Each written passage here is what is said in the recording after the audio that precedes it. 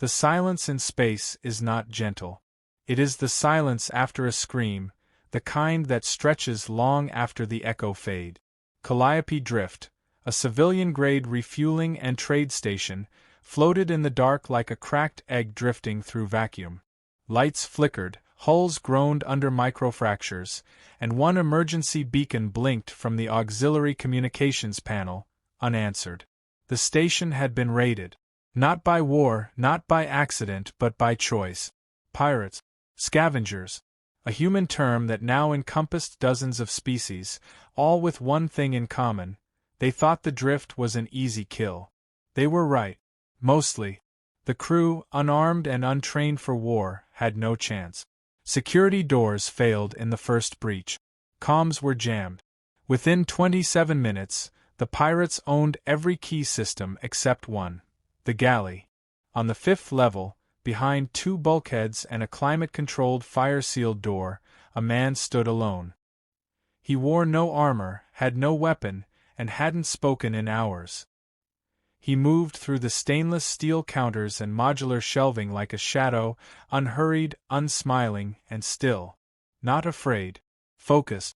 His name was not known here, not written on any wall or honor roll. No rank, no insignia. Just a man whose job was to feed the station. He'd done it every day for years. Without orders, without medals. He did it because humans eat. Simple. That morning, he'd served 37 breakfasts and prepped 80 meal packs for outbound cargo teams. That afternoon, he'd locked the galley when the alarms began. That evening, he watched the security feeds die one by one. And now, deep into a dead station orbiting a cold gas giant, he moved through the last room on board still breathing. He didn't scream. He didn't cry. He took inventory. Half the refrigeration grid still held. The backup generator on a wheeled chassis still hummed in low-power mode. Most of the dry goods were untouched. Pirates didn't steal beans. He had spices, oils, thermal converters, makeshift pressure valves, kitchen-grade shielding, and sensors meant to monitor burn temperatures, not enemy patrols. But he could use them. He'd used less during war. He wasn't a soldier then either. He cooked for soldiers. Tents, mobile outposts, field bases with walls made of sandbags and steel. He fed people who faced fire every day. He learned how to keep the fires from going out. That was his fight. He'd fed 180 under rocket fire once. Used busted water lines to steam cook with pressure in a sealed pit. That memory stayed. The noise, the blood, the burning, but also the rhythm. Even in chaos, cooking demanded rhythm. So he found his again. The galley became a command post. He rewired its power using spare fuses and convection conduit. The overhead lights stayed off, but 2 emergency strips cast faint amber lines across the floor. He laid out each tool by priority: sharpest knives, heating coils, circuit sealers, microgrators, even fire suppressors. On a whiteboard, he mapped the ship's levels from memory. He didn't need all of it. Just enough to calculate where the pirates were and where he wasn't. He began listening. The vents weren't soundproof. Their arrogance was. The pirates didn't expect survivors. That was their first mistake. They thought the galley was empty. That was their second. Their voices carried. They argued over loot, fought over sleeping shifts, mocked the station crew. One joked about how the cook must have fled with the rest. Another laughed and asked what kind of warship stocks Saffron. He took note of the one with the mechanical rasp in his voice. Commanding tone. Probably their leader. Their shifts followed a pattern. Even pirates were creatures of habit. They circled between engine control, habitation pods, armory, and medbay. They avoided the lower decks unless scavenging. That gave him a perimeter. That gave him time. He used it. He rigged a cooling unit with a thermal bypass, redirected it to vent near the corridor. He dumped a crate of outdated potatoes down a cargo chute, rewired the dispenser system to trigger when movement passed nearby. It took 2 days to calibrate it by motion. When it hit, it was a hiss of boiling steam and a blast of starchy air. One pirate screamed. The others dragged him out. They thought it was pressure failure. He didn't celebrate.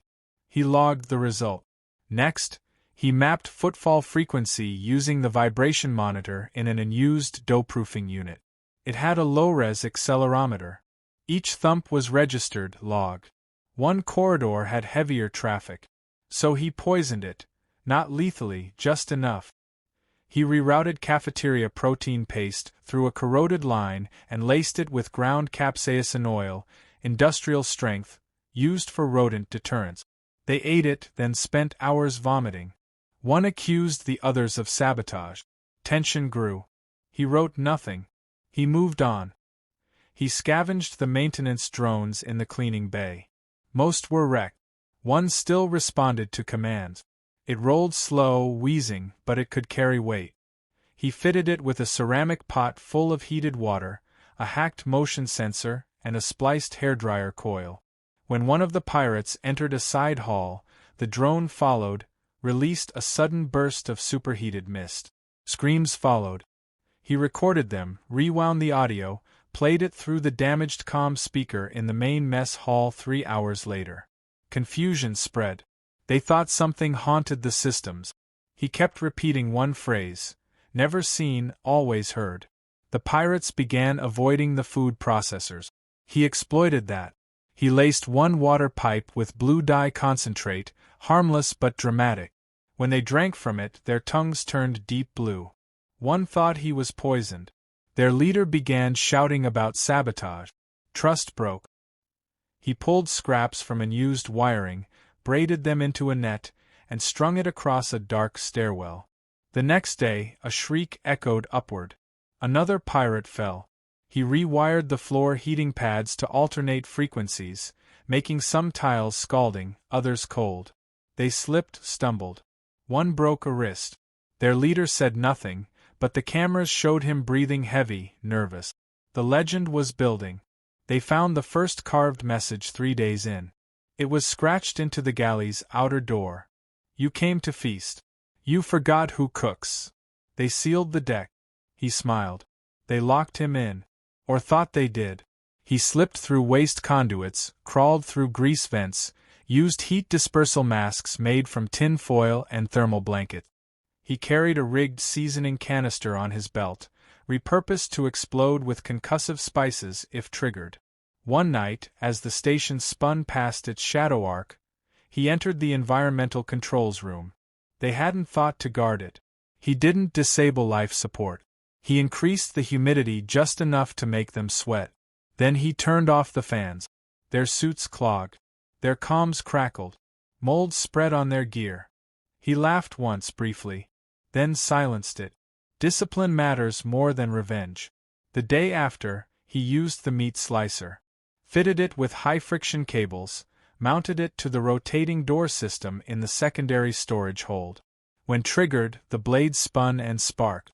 It didn't kill, but it terrified. They ran. He followed. They retreated to the bridge, sealing doors behind them.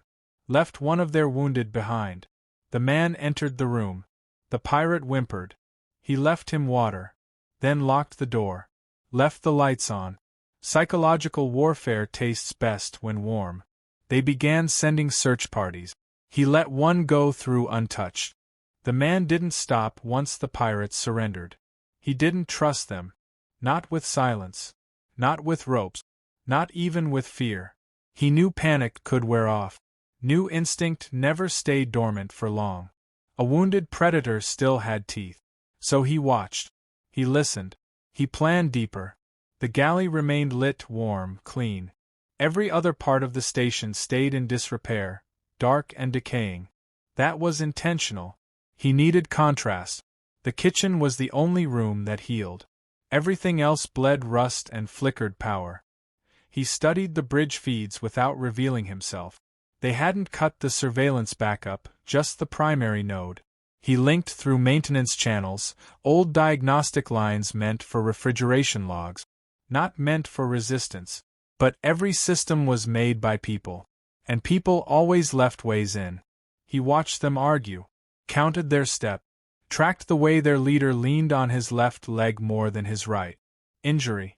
calculated their food intake, their rations. Then he made a list. Not of targets, of what they'd run out of first. He started with oxygen. Not by suffocation. That was too blunt. He wanted discomfort, confusion. Air scrubbers depended on balance. He tipped that balance using vinegar vapor and ionized carbon from burnt bread crust. Slid it into the vents using cleaning drones. They couldn't track the source. Filters clogged. The air began to smell acidic, sharp. Some thought it was a leak. They tore into panels, found nothing. He'd moved 3 decks up by the time they realized it was spreading. Next was light. He disabled autocorrect functions in their HUD.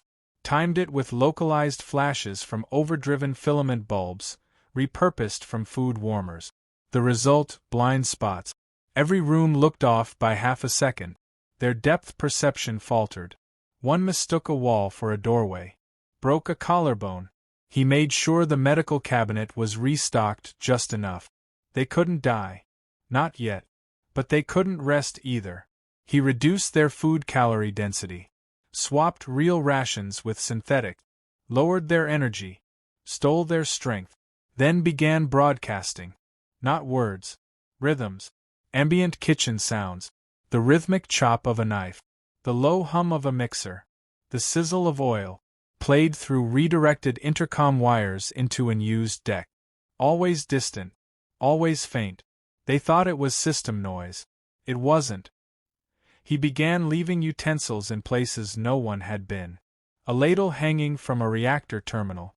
A single fork embedded in an elevator wall. No prints. No explanation.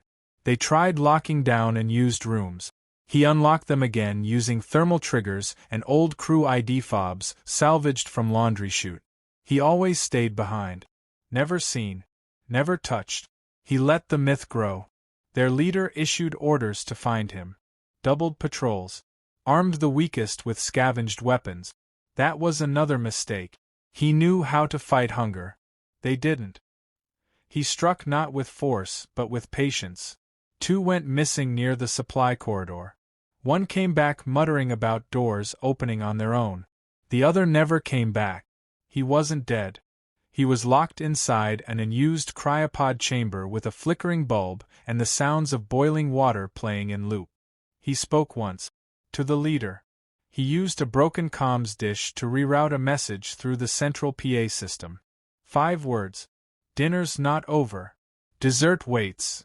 They tore through the galley level that night. Found it empty. Still warm. Clean. Set with plates. Each seat marked with a pirate's name burned into toast. Their leader screamed. Punched a wall. The rest stared. Some didn't eat after that. He moved on to their tech. He used the cooling units from deep freeze to build a false signature. Made it look like a group was hiding below deck. 5 bodies, human. Heat. Motion. Slight signal pulses. They sent a full patrol. Found only hollowed-out cans wired to heat coils and spinning fans. 1 panicked and fired. The bullets ricocheted. 1 lost an eye. The leader demanded order. None came. The cook kept advancing. He took control of the garbage ejection system. Normally automated, ignored. He rigged it with sensors to eject scrap metal precisely when their comms aligned for shift change. The burst created interference that looked like distress calls. They scrambled to respond. Found nothing. It happened again. They assumed sabotage, but never found him. He was 5 decks below, boiling water for tea. He began rigging the fire suppression foam to burst in non-critical areas. Not enough to injure, just enough to soak, blind, choke. 1 hallway flooded with thick foam during a security scan. The scanner shorted. Another pirate panicked and dropped his weapon into an elevator shaft. It clanged 6 levels down. They jumped at every sound after that. He didn't laugh. He didn't need to. They turned on each other. 1 was caught hoarding food. Another accused of disabling a camera. Trust broke. Threats turned to blows. He let them. Watched. Took notes. Added variables to his plans. He used the tension. He sent audio feedback into the ventilation system. Low-frequency static mixed with whispers. They blocked their ears. Slept in shift. One locked himself in a closet.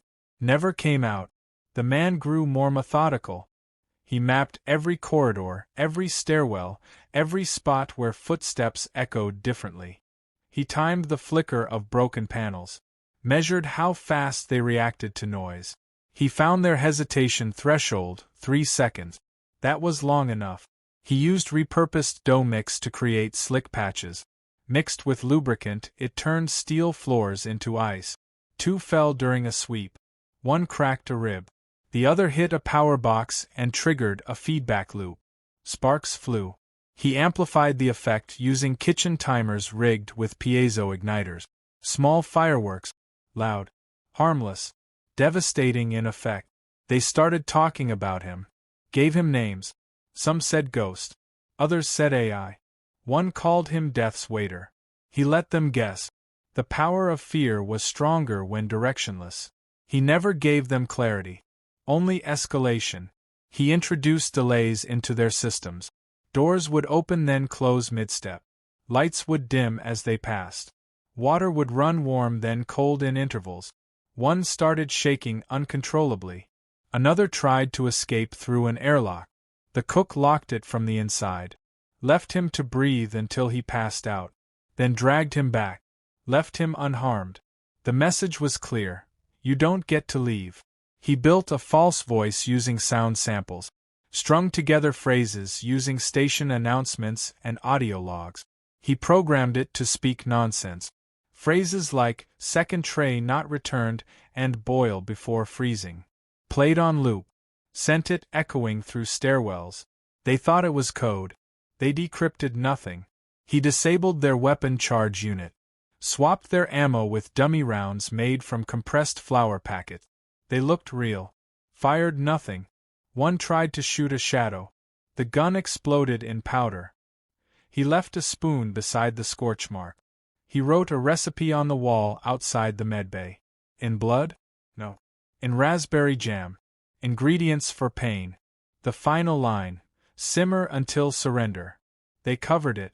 He wrote it again, bigger, across the ceiling tiles. He accepted no commendation. No medal. He cleaned a countertop and restocked the spice shelf. While they stood stunned, he packed emergency rations into sealed containers, labeled them with expiry dates, stacked them in quiet corners for future crews that might face worse. Command broadcasted the data. Across sectors, across colonies, across military networks. It became a doctrine. Not one built on force projection or defense grids, but on what they called asymmetric culinary response. The term stuck. Soon, every field manual included emergency sabotage protocols inspired by him. Burn patterns, decoy sense, spatial disruption using thermal loop. He never wrote them. Others did. They debated his classification. Was he a civilian? A tactical threat? An irregular combatant? He answered none of it. He wasn't interested. He just kept cooking. He served the rescue team without request. Cleaned their dishes before they left. Gave one of them a bag of smoked peppers. That officer would later plant seeds from those peppers on a terraformed moon. Named the farm Calliope Soil. Rumors spread faster than fact. Some said he was ex-Special Forces. Others whispered he was part of a secret Earth-based resistance sleeper cell.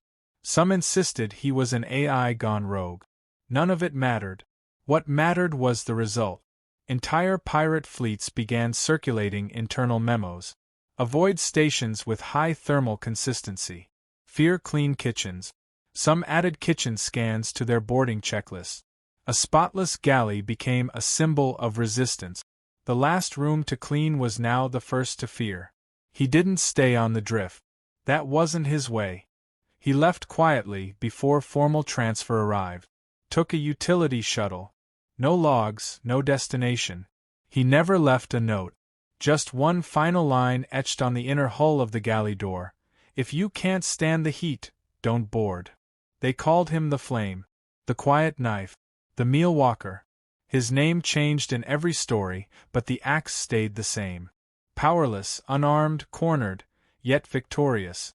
Because he understood what others forgot. The battlefield is not always a line of fire.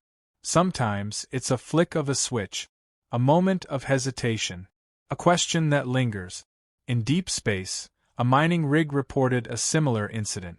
Equipment began moving. Sounds echoed at night. Their intruders never made it past the dining module.